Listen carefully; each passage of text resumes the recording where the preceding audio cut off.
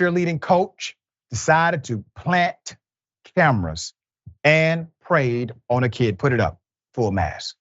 Damn shame. 27-year-old Tennessee man, James Henry So, has been arrested for committing heinous acts against a minor in the Premier Athletes Training Facility.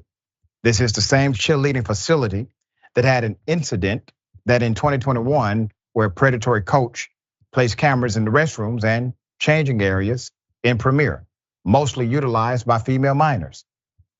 According to the report from WSMV, this is not the first time Premier Athletics has been associated with felony criminal activity. Hidden cameras were reportedly found stashed throughout the women's restroom and changing areas in 2021. The digital cameras contain about 60 videos of mostly minor females in various stages of undress, WSMV reported. That former coach was Andrew Halford, who last year pleaded guilty to multiple charges of attempted, especially aggravated sexual exploitation of a minor in connection with the cameras and was sentenced to 24 years in prison. The compliance administrator for Premier said that as soon as they found out about the allegations in March 2023, they removed So from his position and reported the allegations to the Franklin PD. So is currently being held on a $300,000 bond and is scheduled to appear in court on July 26th. Quote, all of the charges were against one victim, 17-year-old female, and occurred during a single encounter.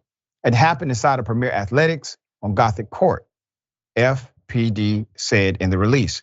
An investigation was initiated after the incident was reported in March.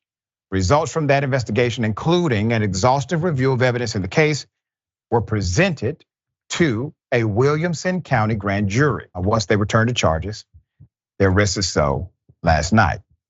Prosecutors further alleged that So did inappropriately touch the victim, who did not consent, and in doing so did cause bodily injury to the minor child, according to aggravated sexual exploitation charges. We continue to see these stories. We have reported on multiple stories like this. Individuals who are supposed to be in positions of public trust, engaged in some of the most heinous activity you can imagine.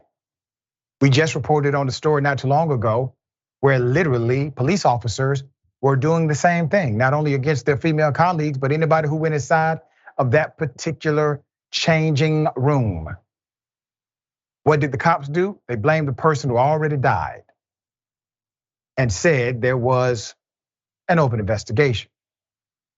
At least in this case, there seems to be some level of accountability, at least turning in the right direction. But I gotta say this, for multiple incidents to happen at one facility like this, there seems to be something else going on.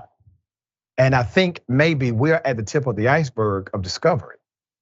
Why is this happening so much at one facility and within a relative short amount of time? I got questions. We will follow as the story develops. Jackson, thoughts? Yeah, absolutely. I mean, culture is everything. And if they were able to do stuff like this kind of back to back, then obviously there definitely was some type of cooperation on. There had to be going on, rather. There's had to be some type of conversation like, oh, check this out type of deal. The level of sophistication that it takes to install cameras and basically do things because you know it's wrong and you don't want to get caught doing it. Yep. Often it's the people who do the watching who need to be watched the most, or people who are in positions where you're supposed to trust them who need to be looked at because it's so easy for them to be to hide in plain sight. Obviously, that doesn't mean that we shouldn't trust anyone and everyone, but still, oftentimes people who are in these types of positions are the ones who get away with things like this the most because you suspect them the least.